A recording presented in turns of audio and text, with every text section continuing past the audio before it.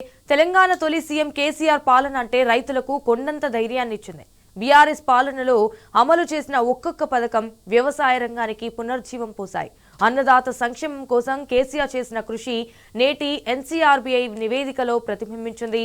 ముఖ్యంగా రైతుల ఆత్మహత్యలు గణనీయంగా తగ్గుముఖం పట్టాయని నేషనల్ క్రైమ్ బ్యూరో రికార్డ్స్ విడుదల చేసిన ఇండియా క్రైమ్ రిపోర్ట్ 2023 స్పష్టం చేసింది.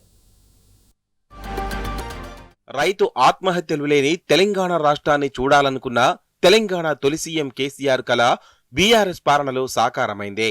ఇందుకోసం ఆయన పడ్డ కష్టం, చేసిన కృషి ఫలించింది. ఆశయం నెరవేరింది. 10 ఏండ్ల కేసీఆర్ పాలనలో రాష్ట్రంలో రైతులు ఆత్మహత్యలు దాదాపుగా కనుమరుగయ్యాయి.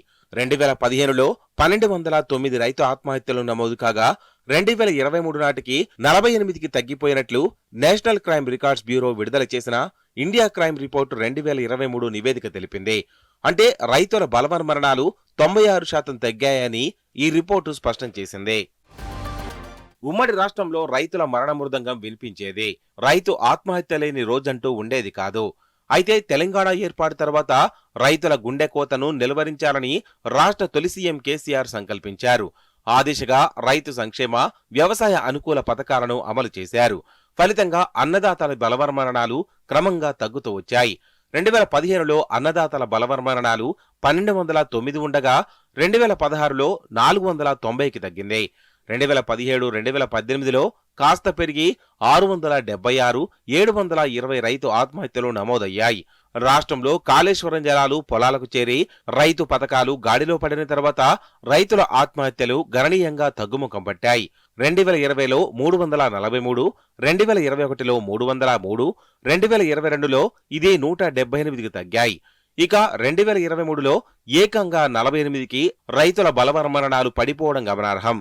9 ఏళ్ల కాలంలోనే 1209 నుంచి 48కి తగ్గిపోవడం అంటే 96% బలవన్మరణాలు తగ్గడం కేసీఆర్ కు రైతుల పట్ల ఉన్న ప్రేమకు నిదర్శనం. రైతుల ఆత్మహత్యలు ఎప్పుడు 2-3 స్థానాల్లో ఉండే తెలంగాణ 2023లో 7వ స్థానానికి చేరింది.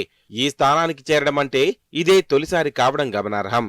2023లో దేశంలో అత్యధిక రైతు ఆత్మహత్యలతో మహారాష్ట్ర తొలి స్థానంలో నిలిచింది. ఈ రాష్ట్రంలో ఏకంగా 2134 మంది అన్నదాతలు ఆత్మహత్య చేసుకున్నట్లు ఎన్సీఆర్బీ వెల్లడించింది. ఆ తర్వాత 2వ స్థానంలో 1209 మంది రైతుల ఆత్మహత్యలతో కర్ణాటక 2వ స్థానంలో నిలిచింది. 3వ స్థానంలో ఉన్న పంజాబ్లో 133 మంది, ఆంధ్రప్రదేశ్ 109 మంది ఆత్మహత్యతో 4వ స్థానంలో 74 మందితో మధ్యప్రదేశ్ 5వ స్థానంలో నిలిచింది. ఇక 48 మంది రైతుల ఆత్మహత్యలతో తెలంగాణ 7వ స్థానంలో నిలిచింది. దేశంలో 11 రాష్ట్రాల్లోనే రైతులు ఆత్మహత్యలు చేసుకున్నారు. రాష్ట్రంలో రైతు ఆత్మహత్యలు తగ్గడం ఆషామాషిగా జరిగిన పని కాదు. దీని వెనుక నాటి సీఎం కేసీఆర్ చేసిన విశేషమైన కృషి దాగి ఉంది. స్వరాష్ట్రంలో వ్యవసాయ రంగాన్ని గాడిలో పెట్టడమే లక్ష్యంగా ఆయన చర్యలు తీసుకున్నారు. ఒక్కో పథకంతో వ్యవసాయ రంగానికి జీవం, రైతులకు భరోసా ఇచ్చారు. రైతు బంధు, రైతు బీమా, 24 గంటల ఉచిత విద్యుత్తు, పంటల కొనుగోలు, సబ్సిడీ విత్తనాల పంపిణీతో పాటు తెలంగాణ జలప్రదాయిని కాళేశ్వరం ప్రాజెక్టుతో సాగునీటి గోస తీర్చారు.